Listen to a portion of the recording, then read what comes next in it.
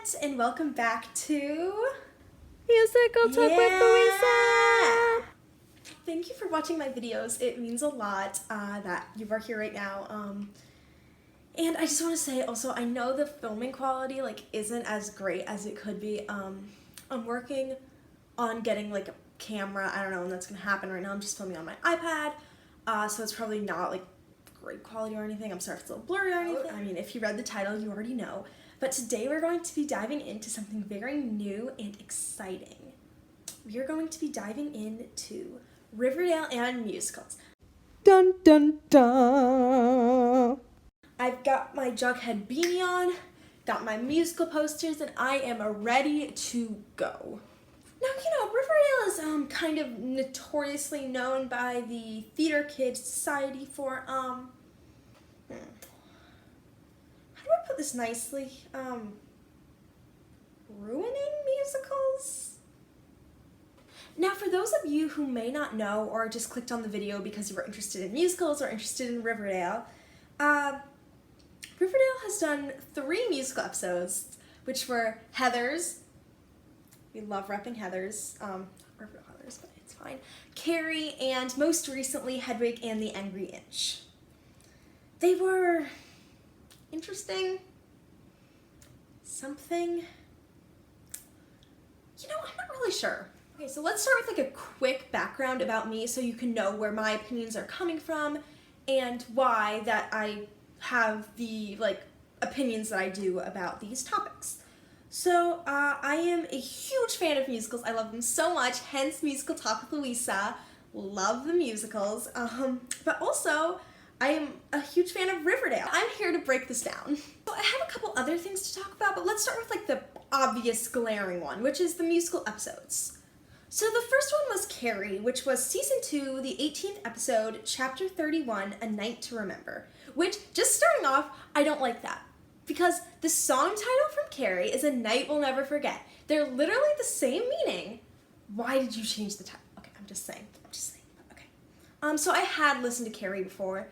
I believe I actually heard of it from someone who found it through Riverdale, but I had listened to Carrie before I knew about the Carrie Riverdale episode. So I liked Carrie before I liked Riverdale. This also makes sense because for those of you who don't know, Roberto Aguirre Sacasa, and I might be saying that totally wrong. I'm so sorry. I know you're not watching this, but so sorry. He is the producer of Riverdale as well as Katie Keene and The Chilling Adventures of Sabrina. But for now, we're focusing that he is the producer of Riverdale, and he was also the director or the producer or something. He was involved. Hi, Editing Louisa here. So he was involved in revising the script for the Off-Broadway revival. He was also heavily involved in the 2013 movie remake. So he has connections to both. So it really isn't surprising that they picked this musical to do if you think about it. So some of the songs that I liked that I did were Do Me a Favor. I thought was pretty well done. I mean, it wasn't perfect, but I thought it definitely had its great moments. The World According to Chris, which I thought they did really well. And A Night We'll Never Forget, because I love that song, I'm not gonna lie. The songs I thought were okay were Unsuspecting Hearts. I love that we had a Cheryl and Josie duet, but it just wasn't very memorable, Evening Prayers. Again, I mean, it's a great song on the album. I feel like it really takes the plot along and everything, but in the musical, that's kind of just everyone knows that as the song where Midge dies. Spoilers, sorry. I'll put a spoiler title in the title of this video, but spoilers, that everyone just knows that as the song where Midge dies. So, and You Shine, which was decent, but we'll get into why I didn't like that later. And then the songs I didn't like were Carrie. I love Madeleine Petsch. I am subscribed to her on YouTube. I love Madeleine so much. She is so talented. And I feel like she could have sung that song really well. I just didn't like the way it was put together with the more pop-esque, because if you've listened to the actual Carrie soundtrack, you know that it's very though it does have a lot of poppy and belty elements, it has a very classical musical theater sound to it overall, and this just completely changed that. It was completely popified, and I just really didn't like the vibe. They changed the key. It just wasn't really working. And then stay here instead. Or is that the song where Midge dies? You know what? I'll write it up. You'll see here, but I'm not sure. And then songs I wish we had gotten in Carrie. I wanted the You Shine with Cheryl and Tony, which I know we got as a bonus track and everything, but that is amazing. That's why I didn't like the You Shine, because it should have been with Cheryl and Tony, because, like, I mean, just like, no brainer. That would have been so perfect. I'm so mad we did not get it. Also, we should have gotten more Josie. Like, why didn't she replace Cheryl as Carrie? I cannot talk today. And not Midge. Like, I'm sorry. Like, I get why Cheryl was Carrie, because she kind of, like, forced the role with Kevin, and, like, that she, she's kind of discovering herself and stuff. But, like, literally, Kevin's like, oh, I have an understudy. And it's like, Josie, like, she's the one who was, like, trained in music her entire life. And it's just like, nope, Midge. Just putting that out there. Also, a side note, I don't know why I didn't mention this, but I also feel like Josie would have been able to defend herself a lot better than Midge. I don't know why. Midge just gives off very, given to the Black Hood vibes, where Josie would totally have fought for her life and maybe saved the town. Yeah. And then things I liked about the episode overall, it definitely felt like it moved the plot forward. It didn't feel like an inconvenience to the storyline in any way. I mean, in a couple ways it did. But, I feel like it kept the plot going. It reintroduced the Black Hood, all that good stuff. It had some good songs, again, the songs I liked. And it flowed well with the show. Like, it kind of had a similar vibe to the rest of the show. The things I didn't like about it, Cheryl, I just don't think was suited for Carrie. Again, I get what they were trying to do, but I just don't.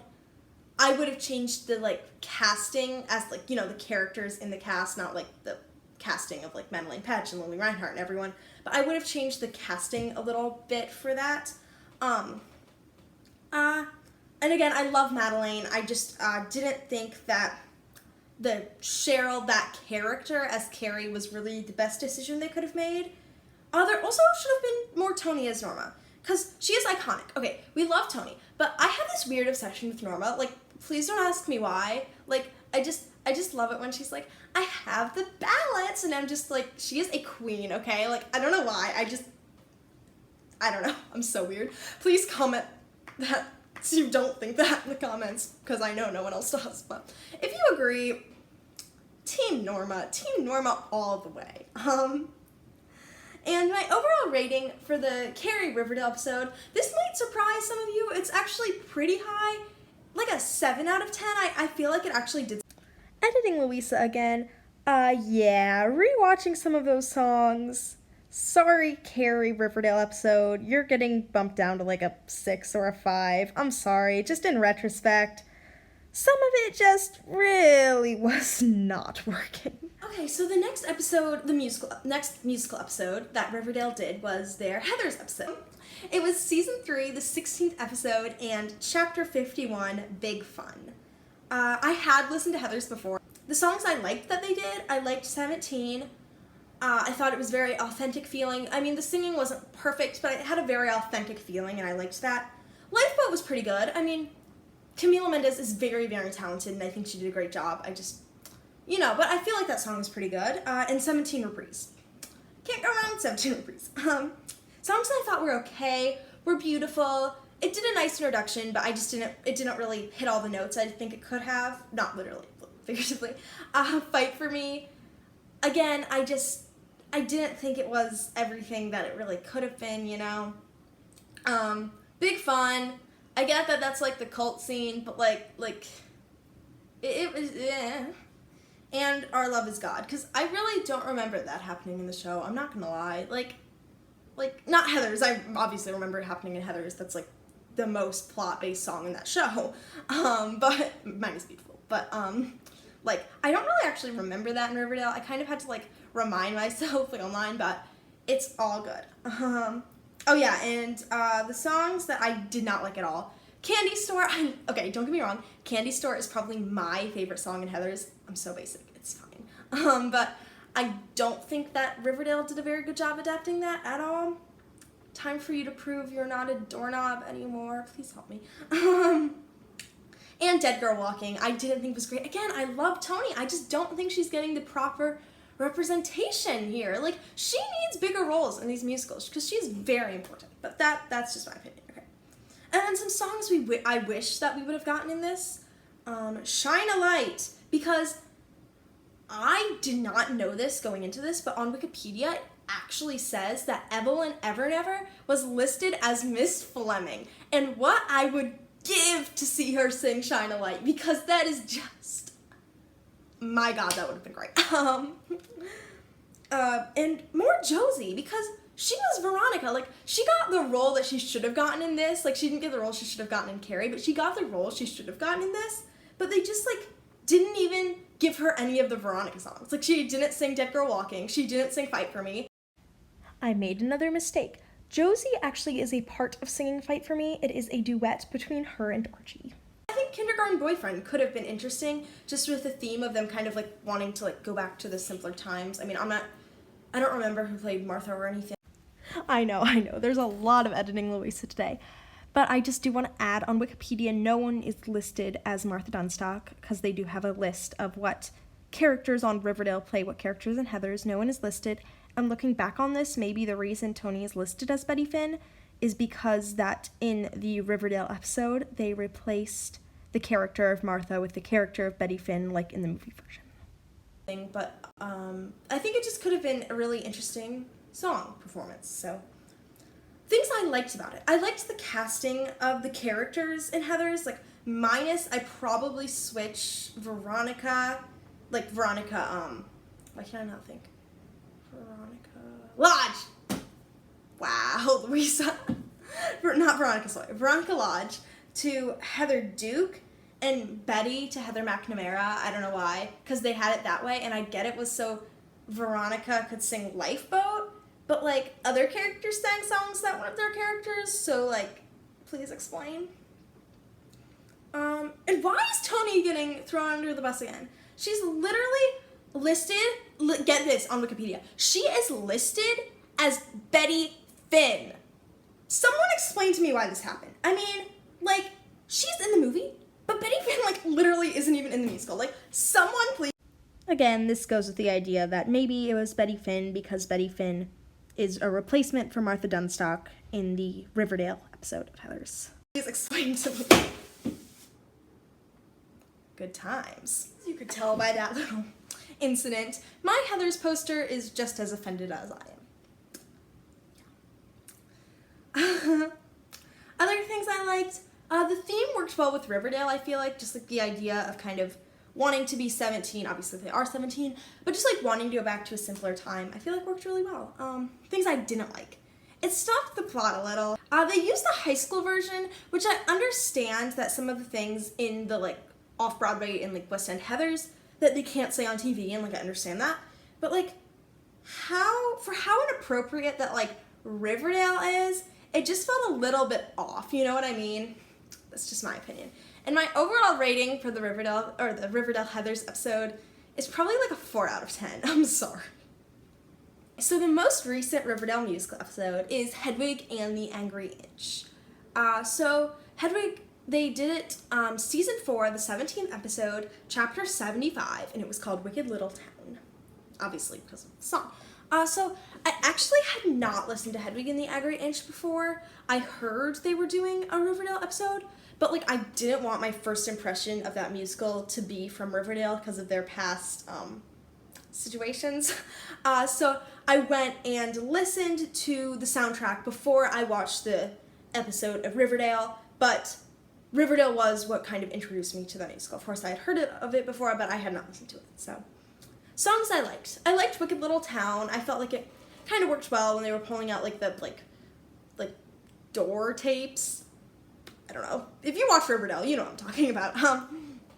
But Tear Me Down, which I feel like was pretty well executed with, like, you know, Kevin going down to the music room, and it just felt very genuine and nice to get a Kevin moment. I loved Wig in a Box. Okay, so I love that, like, that's probably my favorite song on the soundtrack when I listened to it, and I, like, listened to it 5 times when I heard it, because I loved that song so much. I thought it was so amazing, so well written. I just really loved it, And once I loved it so much, I was really concerned about what Riverdale was going to do to it. But I actually feel like, though it had a bit of a difference, I feel like it actually did pretty well. I liked the sleepover. I know this might be controversial, but it did stop the plot a little, but I liked the sleepover. It just felt very happy, very genuine, and I really liked it.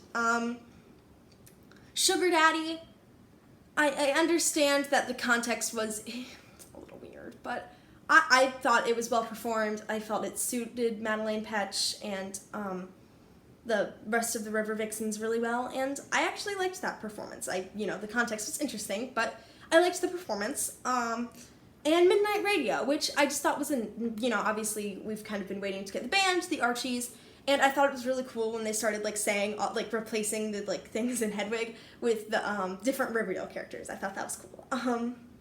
Songs that were okay. Random Number Generation was fine. Wicked Little Town Reprise was okay. But just none of them were amazing or anything. Songs I didn't like. Here we go. Exquisite Corpse. Okay, hear me out. I love Jughead. Cole Sprouse is great. I am in love with Jughead. Hence the beanie. And I know, it had more than Jughead, but I don't know why. I just, specifically remember Jughead in that scene, throwing all the, papers around and everything. I know it had all the core four in it, but I don't know why. I just specifically remember Jughead in that song. That says a bit about me. I thought it was just...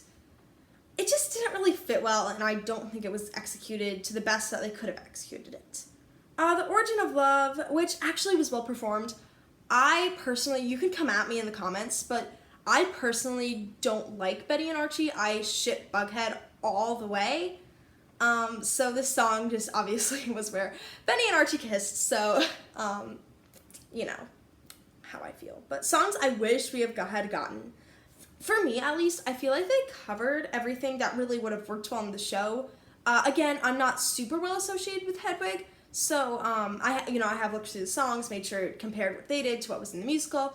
But if you're a super big Hedwig stan, please comment down below and tell me, obviously what you think, because I don't think I have the most educated opinion for this. But things I liked, that everyone rallied together, especially when they were all in the Hedwig classic outfit. And it just was really awesome. I thought that was a really cool scene against Mr. Honey. It didn't contribute too much to the plot, but I don't feel like it went off track too much either. Heather's episode. It was a little different than the first two, and it felt kind of special because the other two, it did just feel kind of the generic, they're literally doing a school musical. But it felt a little different because it was a variety show instead of a school musical. Believe me, I like musicals way more, but just for having a different plot element for the musical episode, I thought was really interesting. Yeah. Oh, and my overall score for Hedwig, I'd probably give it a 7.5 out of 10. Yeah, that seems right. I don't know if I'm giving that too high. Again, I'm not as associated with Hedwig as I know some people are. I know some people who it's their absolute favorite musical. So if you really have a connection to Hedwig, please tell me how you feel about the musical episode. So I have a few other things to say just about musicals and Riverdale in general, which I feel kind of get glossed over a bit just because of the musical episodes get most of the attention, which makes sense, literally the musical episodes, but just a couple things that I feel get glossed over. There are some other numbers that they perform in musicals that aren't in a musical episode, you know what I mean? They do some other numbers. I absolutely loved the Anything Goes when it was sung by Josie. It slowed it down, made it so just nice, and it was very juicy, and I just loved watching that so much. Maybe This Time, sung by Veronica in the show, was really great as well. And All That Jazz at Le Bon Nuit was also really good, and I very much enjoyed all those numbers. And actually, in my opinion, this may be a little controversial. I know right now, obviously, Riverdale is very, very mainstream, but I actually, in my opinion, I feel it was kind of made for the theater kids. I don't know if you guys are gonna think I'm absolutely crazy out of my mind, but I probably am. But I think it was kind of made for the theater kids. like, they have the drama, like, all that drama. Isn't that, like, a theater kid's, like, dream to see all that drama unfolding, like, right in front of you? Ah, what is happening in my hat? Help me. Meh. And also they have, like, quite a few musical theater references. So the first time that Kevin enters La Bonne he says something along the lines of, like, I'm not exactly quoting this, but he says something along the lines of, I think I died and went to Cantor and Ebb Heaven, and that just, like, hit me. That just, like, we loved it. Like, that just, yes! Okay. Also, if you guys didn't notice, like, I mean, I was not the one who noticed this, like, I saw it in articles, and, like, just, like, you know, in the Riverdale fandom, like, I was not the one who noticed this, but I think it is a less-known fact that actually, you're gonna love this, my theater kids, so F.P. Jones is Jughead's dad, and he, spoiler alert, goes to prison for a little bit in season 1, I think. Help me if it's not season 1. I think it's season 1. I'm proving myself to be a fake Riverdale fan. It's fine. It is season 1. But in his, like prison number, like, when, like, you know, they go to visit him and stuff, like, his little, like, number is actually 24601. Which is, if you don't know Jean Valjean, it's the Les Mis number. Crazy. So those are just my opinions. I want to hear what you have to say down in the comments. Are you a musical fan? Do you think that Riverdale butchered the episodes? Are you not a musical fan? Are you upset that Riverdale did these episodes because you weren't really into it?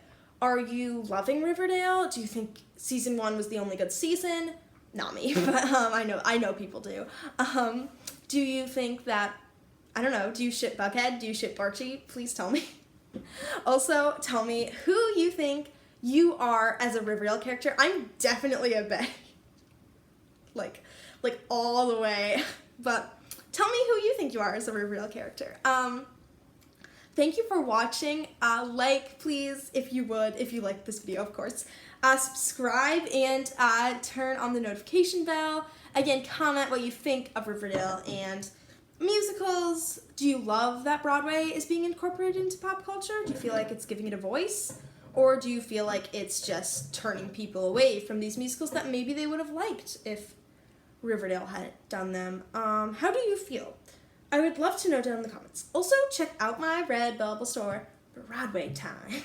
I didn't say that. My Redbubble store, it will be linked down in the description as well as on my channel page.